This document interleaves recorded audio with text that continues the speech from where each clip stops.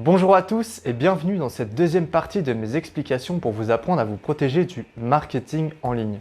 Aujourd'hui, nous allons nous concentrer sur des moyens pratiques et techniques pour réduire à néant les efforts des plateformes publicitaires et empêcher les consultants en marketing d'obtenir leur bonus de fin d'année.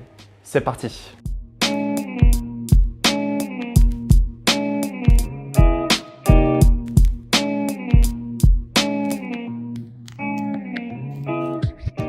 On commence avec le plus connu et le plus évident. Installer un bloqueur de publicité sur votre ordinateur et votre téléphone est aujourd'hui indispensable pour réduire vos interactions avec des publicités et limiter les nombreux stimuli pour votre cerveau. Il en existe beaucoup et après avoir fait quelques recherches, je n'ai pas noté de réelle différence entre les différentes options. AdBlock Plus et AdBlock restent les bloqueurs de publicité les plus connus et installés pour ordinateur. Du côté d'Android, on retrouve AdBlock Plus et d'autres options comme Adaway qui est complètement open source et gratuit. Sur iOS, vous pouvez essayer OneBlocker ou AdGuard.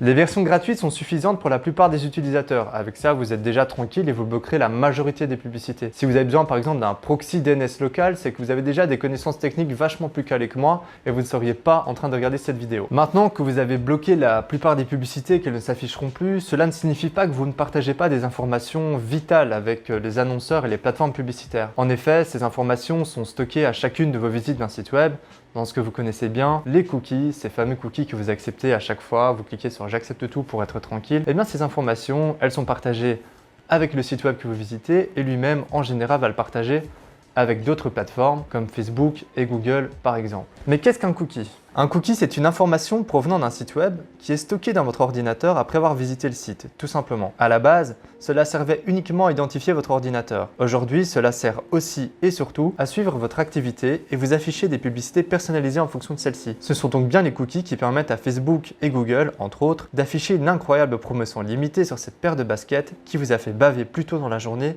ou il y a quelques jours. Il en existe plein et certains sont utiles. Par exemple, pour vous éviter de remettre votre mot de passe lors de votre prochaine connexion. Je ne vous recommande toutefois pas de garder ces cookies-là. Les cookies sont répartis en plusieurs catégories. Des cookies nécessaires, qui permettent au site de fonctionner normalement ou de façon optimale. Des cookies de préférence, qui vont notamment enregistrer votre localisation et votre langue. Des cookies statistiques, qui permettent au site de savoir combien de temps vous l'avez visité, le nombre de pages vues, les boutons que vous avez cliqués, etc. Et les cookies marketing, qui sont partagés avec des partenaires comme Facebook et Google pour faire de la relance sur votre panier ou vous inciter à revenir sur le site ou une landing page promotionnelle pour finaliser votre conversion. Les autres cookies, des cookies qui ne rentrent pas dans les autres catégories et on ne sait pas trop ce qu'ils font, comme c'est pratique. Et pour finir, il y a également le consentement interdomaine, un consentement qui sert en général à permettre au site d'utiliser les mêmes cookies sur ces différents sites. Par exemple, quand le site en question a une plateforme client avec une URL après votre inscription. Tout ça, vous l'acceptez en cliquant parfois sur un seul bouton qui est j'accepte tout, j'accepte, etc. Selon le site, en fait, ça va se passer différemment. Certains sites, par défaut, sont assez réglo et vont vous faire accepter que les cookies obligatoires, mais c'est vraiment des exceptions. En général, évidemment, les sites essayent de vous faire accepter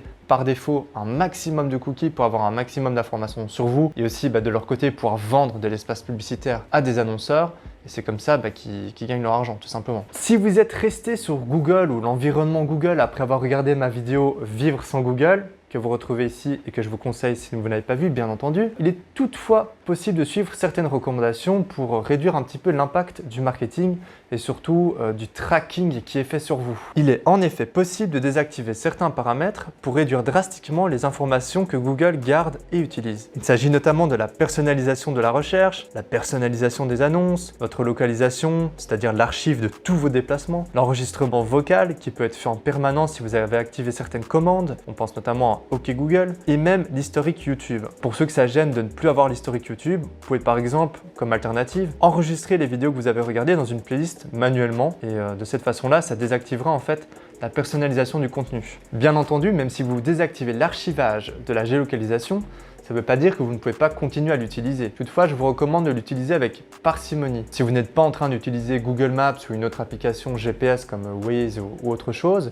si vous n'êtes pas en train d'être sur une application de rencontre comme Tinder qui demande une géolocalisation, si vous n'êtes pas en train de jouer à Pokémon Go ou autre jeu qui est en train de traquer vos déplacements, je vous recommande de la couper en fait à chaque fois manuellement et particulièrement lorsque vous vous baladez dans une ville, vous faites du shopping, vous allez faire vos courses, etc. Et ça évidemment c'est récupéré par Google de nouveau et ça va permettre ensuite aux annonceurs de vous cibler dans la région en fait de façon extrêmement locale et extrêmement pointue.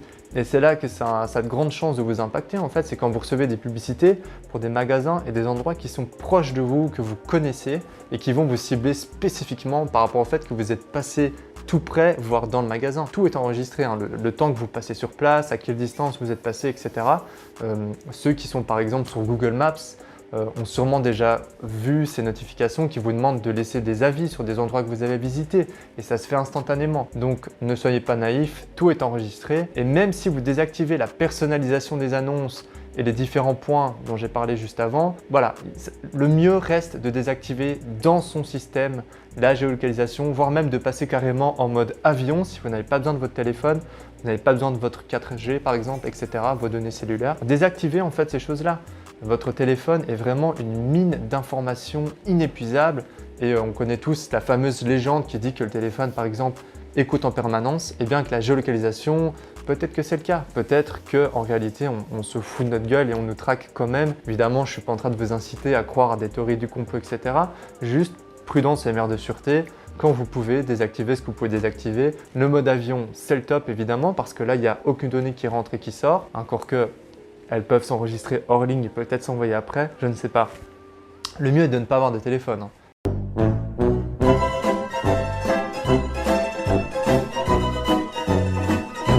Mais voilà, ce que je vous recommande donc, particulièrement lorsque vous vous promenez en ville et dans des magasins, désactiver la géolocalisation depuis votre téléphone. Tant qu'on parle des géolocalisations, j'en profite pour faire une petite parenthèse sur les VPN. Je pense que vous en avez tous assez entendu parler, voire même trop. Les promotions NordVPN, etc. ne manquent pas sur absolument toutes les vidéos YouTube.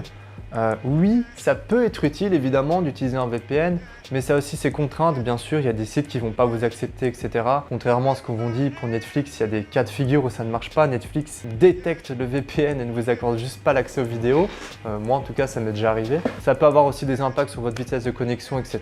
En effet, ça peut vous aider pour réduire en fait l'impact du marketing ou en tout cas du ciblage marketing sur vous parce que ça va complètement les perturber. Mais en général, le VPN est détecté. Et c'est pas si efficace que ça. Je vous mets en description dans cette vidéo une excellente analyse technique et qui vulgarise en fait le VPN et qui vous explique pourquoi il ne faut pas croire tout ce qu'on vous dit dans les promotions d'un VPN.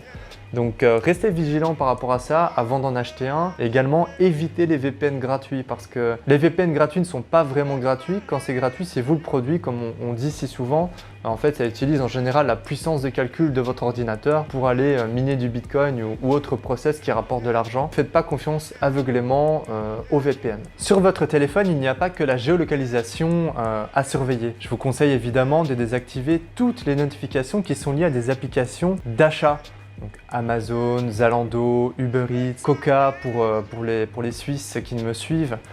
Tout ce genre d'applications dont le but est de vous faire consommer quoi que ce soit, évidemment, use et abuse des notifications avec des promotions. Vous le connaissez, c'est Halloween, voici un code de réduction pour commander un plat, vous faire livrer un plat. C'est l'hiver, voici des soldes pour vos vêtements, pour avoir bien chaud, voici telle écharpe en promotion, etc. Ça n'arrête jamais.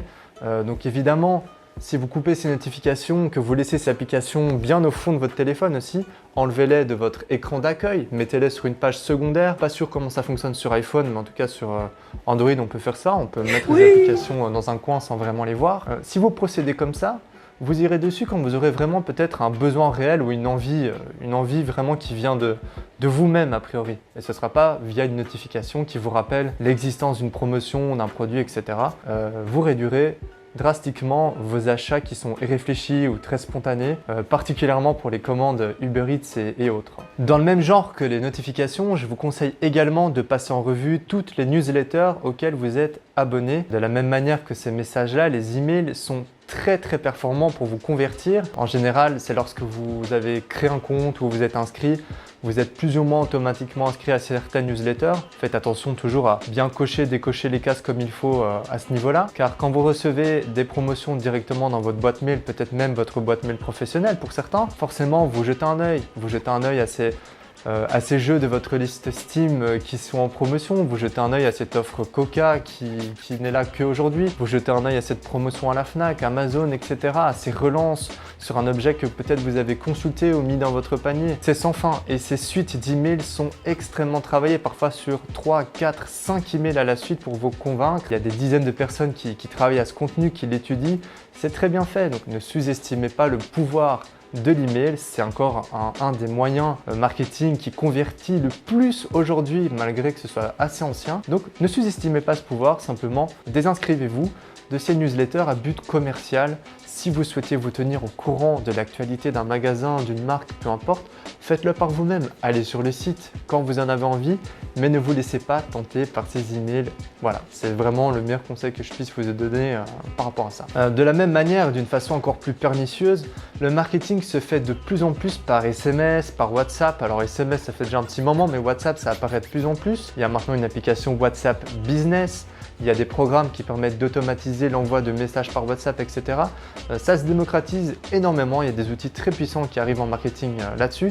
Donc méfiez-vous parce que se désinscrire d'une notification push sur son téléphone, c'est facile. Se désinscrire d'un email grâce au RGPD, c'est devenu très facile. Normalement, en un clic, c'est fait. Par contre, se désinscrire d'appels téléphoniques, de SMS, de messages, c'est plus compliqué. Surtout quand votre numéro a peut-être été revendu à des centres d'appels téléphoniques dans d'autres pays que le vôtre en plus et qu'on vous appelle à toute heure du jour, même le week-end, pour vous vendre des choses. Je pense que les gens, surtout les Suisses qui me regardent, sont très au courant de ce phénomène. C'est extrêmement intrusif et c'est quasiment impossible de s'en débarrasser parce qu'on ne retrouve pas ces gens. Donc faites attention, ne donnez pas votre numéro de téléphone à n'importe quelle entreprise et surtout ne le donnez pas quand c'est optionnel. Souvent en général lors d'une inscription, le numéro de téléphone, ce n'est pas obligatoire. Donc faites attention, ne remplissez que les champs avec une astérix qui sont obligatoires. Et si le numéro de téléphone est obligatoire, assurez-vous que ce soit vraiment nécessaire. Demandez-vous pourquoi on vous le demande et qu'est-ce qu'on va en faire. N'hésitez pas à poser la question. Petite précaution supplémentaire. Dernier petit conseil, et celui-là, ça vient vraiment du métier. Lorsque vous cliquez sur des liens, prêtez attention à l'URL. Donc quand je dis un lien, ça peut être un lien Google, un lien depuis Facebook, depuis Instagram ou autre, à peu près partout en fait. Prêtez attention au contenu de l'URL. Donc il y a le nom de domaine, www.lenondudomaine.com, .fr, .be, .ch, etc. Et puis il y a un point d'interrogation. Et là, ce qu'on appelle les paramètres d'URL. Les paramètres d'URL, en fait, ce sont de l'information optionnelle dans une URL qui contient de l'information et qui va être transmise après à d'autres plateformes, que ce soit par exemple à la landing page, à Google Analytics, bref. En fait, ça vise à récolter des informations sur vous d'une manière différente et complémentaire avec les cookies. Donc, si vous débarrassez des cookies mais qu'il reste ces paramètres d'URL, on peut quand même par exemple attribuer un clic sur une publicité à vous d'une certaine manière. Ça va surtout permettre en fait au marketing de faire des rapports et de dire voilà, on a pu traquer que autant de personnes ont cliqué là, ça nous a coûté ça et ça a permis de faire autant de ventes. Si vous prenez le temps de supprimer tout ce qu'il y a dans l'URL à partir du point d'interrogation inclus, le lien fonctionnera toujours, il n'y a pas de problème. Vous supprimez tout ce qu'il y a après et là je vous assure que vous allez réduire à néant, en tout cas mettre des sacrés bâtons dans les roues des personnes qui essayent de vous cibler. Alors bon, en disant ça, malheureusement, je risque de détruire les réunions du lundi de certains de mes confrères. Je suis passé par là, on se retrouve avec des campagnes, on ne sait pas expliquer des dépenses, etc. Si vous, en fait, systématiquement, vous retirez ces paramètres d'URL, vous allez vraiment détruire les rapports du lundi, les présentations du lundi. Elles sont foutues dans les bureaux de l'équipe marketing.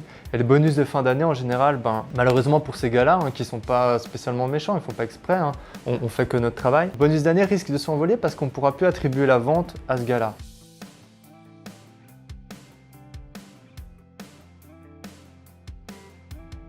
Cette bonne guerre. Donc n'hésitez pas à effacer ces paramètres d'URL si vraiment vous voulez aller au bout des choses. C'est un petit peu chronophage, c'est un petit peu chiant, mais c'est assez facile à faire. J'ai pas trouvé d'outil qui permet de le faire automatiquement. Voilà, s'il y a des gars parmi vous qui veulent développer un outil sympa, open source gratuit pour rendre service, là on est sur quelque chose, je pense qu'il y a de l'avenir. Vous développez un petit outil gratuit comme ça qui permet de supprimer automatiquement tout paramètre d'URL qui n'est pas nécessaire à la bonne redirection. Je pense que vous allez changer Internet, les gars. Donc voilà, je dis ça comme ça, c'est une idée gratuite. À vous de me dire ce que vous en faites. Voilà, c'est tout pour les conseils un peu plus pratiques. Évidemment, cette liste n'est pas du tout exhaustive. Il existe des tonnes de manières de se protéger du marketing en ligne.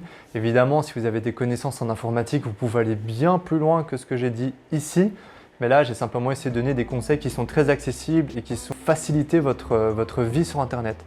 Évidemment, il n'est jamais possible de se protéger à 100% du marketing en ligne à partir du moment où on est sur Internet ou qu'on a un smartphone dans sa poche. C'est tout simplement impossible, il y aura toujours moyen de récolter des informations sur vous. Dites-vous que même des endroits ultra sécurisés comme le FBI, des personnes arrivent à rentrer dans leur serveur et à choper des informations. Donc c'est pas vous, depuis chez vous, qui allez devenir totalement étanche à toute forme de tracking, d'attaque, etc.